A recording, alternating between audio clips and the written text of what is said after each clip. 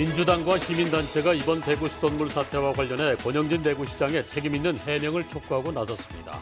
보유세 과세 기준이 되는 공시지가가 서민에게는 불리하고 부동산 부자는 혜택을 보는 불공정한 구조여서 개선을 촉구하는 목소리가 커지고 있습니다. 자유한국당 일색에서 다른 정당과 무소속이 크게 늘면서 경북도의회 분위기는 출범 전부터 크게 달랐습니다. 경상북도가 지역 항공사 설립을 본격 추진합니다. 기존 항공사를 합병해서 안정적인 지역 소형 항공사를 운영한다는 계획입니다. 여러분 밤새 안녕하셨습니까? 6월 28일 목요일 아침 대구 MBC 뉴스투데이입니다. 대구와 경북 남부에 새벽부터 비가 내리고 있는데요. 경북 내륙은 오후부터 비가 예상됩니다. 네, 강한 비가 내릴 것으로 보여 장맛비로 인한 피해 없도록 주의하셔야겠습니다. 김명은 기상캐스터가 자세한 날씨 전해드립니다. 네, 어제 조금 주춤하던 장맛비가 새벽부터 다시 시작됐습니다. 오늘 출근길도 우산을 꼭 챙기셔야겠는데요. 대구와 경북에는 오늘 낮까지 20에서 60mm의 비가 내리다 점차 소강 상태에 들겠습니다. 또한 안동과 영양 등 경북 내륙에는 오후부터 밤사이 최고 50mm의 소나기가 예상됩니다. 이번 장마전선에 위치한 구름대의 폭이 좁다 보니 강수의 지역차도 크고 또 비가 내리는 곳은 시간당 30mm 이상의 무척 강하고 많은 양이 예상됩니다. 호우로 인한 피해가 생기지 않도록 시설물 관리를 더욱 철저히 해주시기 바랍니다. 오늘 아침 기온 보시면 대구 23도, 안동 22도로 출발합니다. 낮에는 대구 27도, 안동도 27도로 어제보다 3도에서 4도가량 낮지만 종일 후텁지근한 날이 이어지겠습니다. 내일은 우리 지역 아침엔 잔뜩 흐리고 구름 많은 하늘 보이겠는데요. 주말부터 또다시 비가 시작되겠습니다. 날씨였습니다. 임대 아파트에 살면서 나중에 분양을 받아 내 집을 만들겠다는 꿈을 꾸는 사람들이 많습니다. 임대 사업자들이 아파트 단지를 통째로 사고 팔면서 이런 내 집 마련 꿈이 깨질 수도 있어 서민들이 불안해하고 있습니다. 김은혜 기자가 취재했습니다. 대구 달성군에 있는 이 민간 임대 아파트에 2015년 900여 가구가 입주했습니다. 5년 동안 빌려 살면 분양받을 수 있고 2년 반 이상 살면 일찍 분양받을 수 있는 조건이었습니다. 최근 아파트 단지가 다른 임대 사업자에 통째로 팔리면서 문제가 생겼습니다. 먼저 분양가 상승 우려입니다. 최소한 1억 5천만 원 이상 줘야 분양을 받을 수 있는데 너무 비싸다는 겁니다. 예전 임대 사업자가 그대로 있었으면 지금보다 2, 3천만 원은 싸게 분양받을 수 있었다는 게 입주민들 계산입니다. 입주자 가운데 미분양된 아파트에 360여 가구쯤 입주했는데 임대 사업자가 바뀌면서 조건이 달라져 분양 전환이 어려울 수 있다는 전망도 나옵니다. 지역이 형성되고 아파트 값이 오르다 보니까 분양가가 오르는 장난, 그리고 자기들이 늦게 왔는 선량한 입주민들 좀 쫓아내가 일반 분양하고 싶은 욕심, 이런 것 때문에 다른 회사로 매각한다고 봅니다. 새 임대 사업자 측은 분양 전환 시 우선 분양가는 관할 군청이 산정하게 된다며 현재 매매가와 상관이 없고 분양 전환 자격은 법에 따르겠지만 입주민과 협의를 진행할 계획이라고 밝혔습니다. 하지만 이미 세종시 등 다른 지역에서 임대 사업자가 바뀌면서 분양 전환 시점과 우선 분양 대상 선정을 놓고 잡음이 빚어졌기 때문에 입주민들이 마음을 놓지 못하고 있습니다.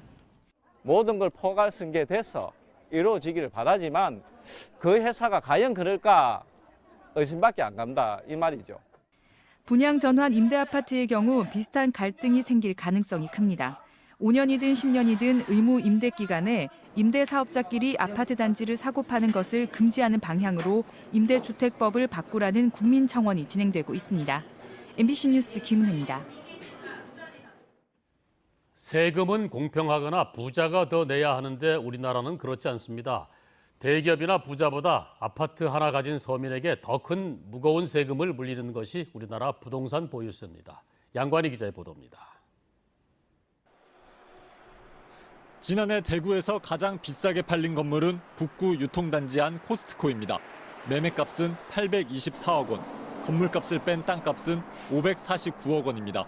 이 땅을 두고 세금을 매기는 공시지가는 160억 원, 시세의 29%에 불과합니다. 단위 면적 기준 최고가로 거래된 동성로 2가 상가의 공시지가는 시세 반영률이 41%. 범어동에서 가장 비싸게 거래된 단독주택은 시세 반영률이 5%에 불과했습니다.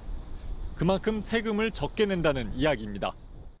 경실련이 보유세 과세 기준이 되는 공시지가를 실제로 팔린 값과 비교했더니 대구 지역 매매값 100억 원 이상 건물 공시지가는 시세의 57%에 불과했습니다.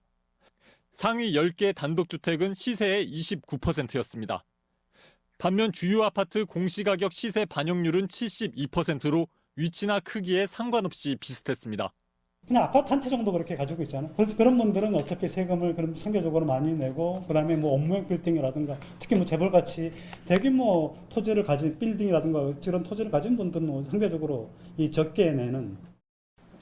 경실련은 아파트처럼 시세의 70%를 반영할 경우 보유세가 지금보다 3배 이상 많아지는 것으로 추정했습니다. 대기업이나 고액 자산가, 부자들이 세금 특혜를 누리는 상황입니다. 모든 부동산의 공시가격을 아파트와 동일하게 80%로 상향 조정하고 공시지가 산정을 위한 조사 과정 및 조사 자료, 조사자 등을 공개하여 가표 산정의 투명성을 강화하고 시세가 정확하게 반영될 수 있도록 공시지가 산정 기준이 되는 표준지 가격 조사와 결정 권한을 정부가 아닌 광역자치단체가 갖도록 해야 한다고 시민단체는 촉구했습니다. MBC 뉴스 양관입니다. 대구 수돗물 사태는 행정기관이 잘못 대처해서 불안을 키운 측면이 있습니다. 사태가 조금씩 진정되면서 차분히 책임을 따져보자는 목소리가 커지고 있습니다. 한태현 기자가 보도합니다. 환경부 장관 사과하라! 대구시민대책회의는 기자회견을 열어 환경부와 대구시, 구미시 모두가 시민들의 알 권리를 침해했다고 규탄했습니다. 낙동강을 오염시킨 과불화 화합물을 누가 언제 얼마나 썼느냐 하는 정확한 정보를 공개하라고 요구했습니다.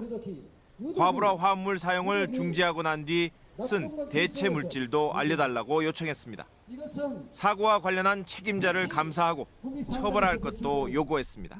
일단 정보를 감추고 있다는 것이고요. 그래서 원천적으로 정부 발표를 신뢰할 수 없다는 겁니다.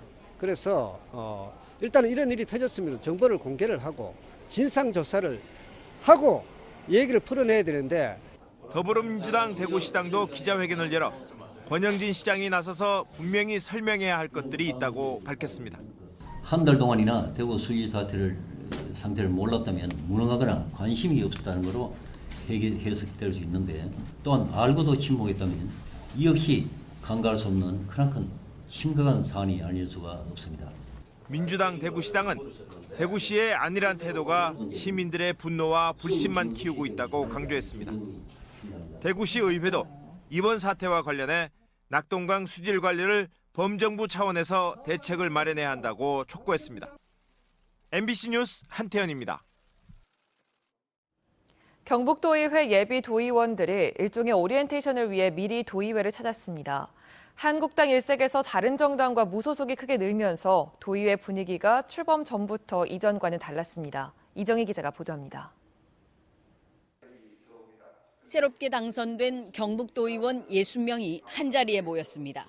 사무국으로부터 의회 운영에 대해 안내받고 본회의장 전자회의 시스템도 둘러봤습니다. 지난 10대 도의회는 자유한국당이 57명이고 더불어민주당과 무소속은 다 합쳐도 3명뿐. 하지만 11대 의회는 한국당이 41명, 민주당과 무소속 각각 9명, 바른미래당 1명, 한국당 일색에서 31% 정도는 견제 구도가 만들어진 겁니다. 많은 교훈과 숙제를 안겨준 그런 선거였다고 생각을 합니다. 도민들이 바라는 바가 도정에 반영될 수 있도록 최선의 노력을 다하도록. 한국당 중심의 의회 운영으로 소수가 고군분투했던 이전 상황과는 확연히 달라졌습니다. 아주 다양한 이게 정당이나 무소속들이 많이 입성을 하였기 때문에 집행부를 견제하고 감시하는데 좀 더 도민들의 입장에서 더 충실해질 수 있는 그런 역할을 하도록 하겠습니다. 특히 집권 여당으로 대거 도의회에 입성한 민주당 당선자들의 각오는 남다릅니다. 좋은 게 좋은 거라고 그냥 넘어갔던 부분에 대해서 그건 관행이 아니라 개선되어야 할 여지가 있는 부분이 있다면 그 부분과 분명하게 싸워야 되지 않을까, 그렇게 바꿔나갈 생각입니다. 간담회 직후 한국당 도의원들은 총회를 열어 벌써 의장단 선거관리위원회를 꾸렸고 무소속 도의원들도 별도 회의를 통해 한국당 독식을 막기 위한 대책을 논의했습니다. 민주당 도의원들 역시 총회를 열어 원내대표로 임미애 당선자를 선출하고 의장단 선거에 따른 대응 전략을 마련했습니다. 경북도 의회는 오는 5일 첫 임시회를 열어 의장단을 선출하는 것으로 11대 회기를 시작합니다. MBC 뉴스 이정희입니다. 경상북도가 지역 항공사 설립을 본격 추진합니다. 조례 제정과 관련 절차를 거친 뒤 기존의 에어포항을 합병해서 안정적인 지역 소형 항공사를 운영한다는 계획입니다. 박상환 기자가 취재했습니다. 지역 항공사 설립 타당성 조사 결과가 발표되는 주민 공청회 자리. 주민들은 울릉공항이 들어서면 평생을 겪는 이동 불편을 어느 정도 해결할 수 있을 것으로 기대하고 있습니다. 부득이 울릉도의 기상 악화로 많은 사람이 참석 못하는 것이 아쉬움이 나타납니다. 울릉도 천혜섬 울릉도에 누구나 언제든지 마음 놓고 오갈 수 있는 항공편이 어수속히 해결되어 특히 2025년 전후로 울릉공항이 개항되면 2050년에는 약 96만 명이 울릉도를 방문할 것으로 예상되고 있습니다. 이에 경상북도는 울릉공항의 안정적인 노선 공급과 포항공항의 다양한 항공 노선 공급을 위해 지역 소형 항공사 설립을 추진하고 있습니다. 당초 경북도와 포항시는 올 2월 취항한 에어포항에 각각 20억 원씩을 출자하기로 했지만 지자체가 직접 출자할 수 없다 보니 새 법인을 설립해 에어포항을 합병하는 방식을 취한 겁니다. 현재 우리나라에는 지자체가 출자한 제주항공과 에어부산, 이스타항공 등 지역 항공사가 운영되고 있는 만큼 경북도는 사업 타당성이 높을 것으로 기대하고 있습니다. 어느 정도 경제성이 있다라고 판단을 합니다. 지역 주민들에게 교통 편의를 제공할 뿐만 아니라 항공 관련 연관 산업이 동반 성장할 것으로 보고 있고요. 또한 일자리 창출에도 크게 기여할 것으로 판단을 합니다. 경북도와 포항시는 주민 의견 등을 수렴한 뒤 향후 출자 출연기관 운영심의위원회를 거쳐 행안부에 항공사 설립 계획서를 제출할 계획입니다. MBC 뉴스 박상환입니다. 경상북도의 4대 광역기관 가운데 마지막이죠. 경북경찰청이 이번 주부터 안동으로 이사를 시작했습니다. 52년 만에 대구를 떠난 경북 112 상황실이 안동에서 첫 신고 전화를 접수했습니다. 최보규 기자의 보도입니다. 네, 긴급신고 112입니다. 경북경찰의 심장부 112 상황실에 신고 전화가 울립니다. 50여 년 만에 대구를 떠나 안동에 새 청사를 마련한 뒤 첫 신고 접수입니다. 청사 이전 과정에서 신고 접수가 중단되는 것을 막기 위해 수차례 시뮬레이션을 거친 뒤 나흘에 걸쳐 접수 장비들을 순차적으로 옮겼습니다. 신고 접수대를 기존 13개에서 16개로 늘렸고 출동 상황을 한눈에 파악할 수 있도록 영상 시스템도 개선했습니다. 최신 영상 시스템을 신축하고 접수대를 증설한 등 양적 질적으로 근무 환경이 좋아진 만큼 도민들에게 더 신속 정확한 112 신고 서비스 제공이 가능할 것으로 기대합니다.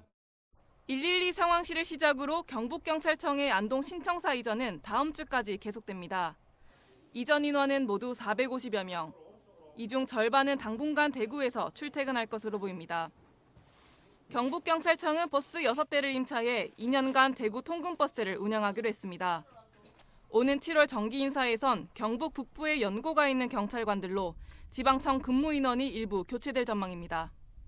경북에서 걸려온 도민의 112 신고 전화를 경북에서 받게 되면서 진정한 의미의 경북경찰 시대가 열렸습니다. MBC 뉴스 최복입니다. 어젯밤 많은 분들이 함께 하셨죠. 대한민국이 독일을 2대0으로 꺾었습니다. 독일 전차를 돌려세운 한국팀 선전에 대구 삼성 라이온즈 파크에 모인 응원팀은 함성과 감격의 눈물로 승리를 만끽하며 기뻐했습니다. 이태호 기자가 취재했습니다. 후반 48분 김영건 선수가 첫 골을 터뜨리자 라이온즈 파크는 온통 함성의 도가니로 변했습니다. 후반 추가 시간에 나온 독일전 첫 골.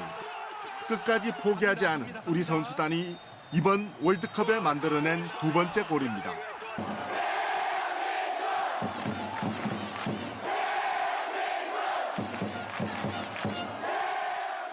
전후반 90분을 0대0으로 마친 상황.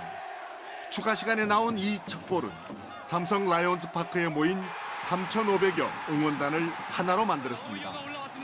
3분 뒤 독일 골키퍼까지 공격에 나선 후반 51분. 한국 최고의 공격수 손흥민이 독일 전차 군단의 골문을 두 번째 갈랐습니다.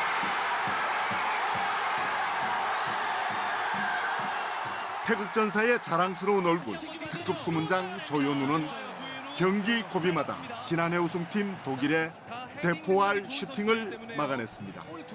세계 최강 골키퍼로 꼽히는 독일 노이어를 실력으로 앞섰다는 평가가 경기장 곳곳에서 환호와 함께 나왔습니다. 마지막에 조현우 선수가 마지막에 잘 막아줘서 그 승리를 얻은 것 같습니다. 마지막 경기인데 이제 유종의미를 거둬서 오늘 다들 열기도 뜨거웠는데 네, 이제 다음에 이제 대구 FC 경기도 있으니까 조현우 선수 보러 가면 될 것 같습니다. 대구 출신 조현우의 불꽃 선방과 마지막까지 포기하지 않고 악착같이 경기장을 누빈 태극전사. 비록 1%의 기적은 없었고 독일과 함께 16강 진출을 이루지 못하고 동반 탈락했지만 세계 최강 독일 골대를 두 번 가른 한국 대표팀의 이번 선전은 월드컵 역사의 멋진 명승부로 두고두고 남을 전망입니다. MBC 뉴스 이태호입니다. 대구와 경산, 영천을 따라 흐르는 금호강은 고대 유적과 유물이 많이 출토되는 지역이기도 합니다. 청동기 시대부터 삼국시대까지 금호강 유역의 역사를 보여주는 특별 전시회가 열리고 있습니다. 이상원 기자가 보도합니다. 지난해 말 경산시 하양읍 양지리에서 원삼국 시대 나무 널무덤이 발견됐습니다. 원삼국 시대는 기원전 2, 3세기부터 기원 전후까지 시대를 말합니다. 무덤 안에는 청동검, 청동거울, 부채 같은 당시 최고 지배층의 것으로 추정되는 유물들이 출토됐습니다. 한반도 남부 지역에서 기원 전후로 한 시기에 청동 제품들이 집약적으로 나오는 것은 금호강 유역이 유일한 지역입니다. 청동기 시대 고인돌에서 출토된 돌칼, 신라 문화의 영향을 받은 것으로 보이는 은허리띠와 꾸미개도 눈길을 끕니다. 최근 2, 3년 동안 대구, 경산, 영천을 잇는 물길인 금호강 유역에서 발굴된 유물 500여 점이 선을 보입니다. 청동기 시대부터 삼국시대까지 8,000년에 이르는 금호강 유역 역사를 4가지 시대별 주제로 나눠 시대별로 정치 세력이 성립하고 변화하는 과정을 보여주고 있습니다. 화면을 보시면은 문화재가 있습니다. 그 문화재를 터치를 하게 되면 이제 그 문화재에 대한 정보가 화면에 간략하게 안내가 되어서 관람객분들이 충분히 이해하실 수 있을 겁니다. 국립대구 박물관에서 열리고 있는 금호강과 길 특별 전시회는 오는 9월 30일까지 계속됩니다. MBC 뉴스 이상원입니다. 문화재청은 일반인이 이해하기 어려운 문화재 안내판을 쉽고 흥미로운 내용을 담은 안내판으로 정비하기로 했습니다. 문화재청은 먼저 올해는 관람객이 많이 찾는 서울 고궁과 경주, 부여, 공주, 익산 지역에 있는 문화재 안내판을 정비하기로 하고 다음 달부터 실태 조사를 하기로 했습니다. 문화재청은 그동안 문안 작성이 전문가 중심이었다고 보고 이번에는 문화재 안내판 시민 자문단을 구성해 시민들도 참여할 수 있도록 할 계획입니다. 경상북도는 본격적인 무더위가 시작됨에 따라 오는 8월까지 대형 건물의 냉각수와 찜질방, 온천의 목욕탕수에 대해 레지오넬라균 오염 여부를 집중 검사합니다. 레지오넬라균에 감염되면 발열과 오한, 근육통을 일으키고 면역력이 저하된 환자가 레지오넬라 폐렴에 걸리면 사망할 수도 있는데 올해 들어 경북에서는 19명이 레지오넬라균에 감염됐습니다. 대구 수성경찰서는 택시에 혼자 탄 미성년자를 성희롱한 혐의로 택시기사 66살 A씨를 불구속 입건했습니다. A씨는 지난 17일 오전 9시 50분쯤 대구시 수성구 황금동에서 혼자 택시를 탄 17살 B양에게 20여 분 동안 성적 수치심을 유발하는 말을 하며 성희롱을 한 혐의를 받고 있습니다. A씨는 B양이 성희롱 내용을 녹음한 파일을 SNS에 올리자 60만 명이 조회하는 등 파장이 일면서 경찰이 수사에 나선 끝에 덜미가 잡혔습니다.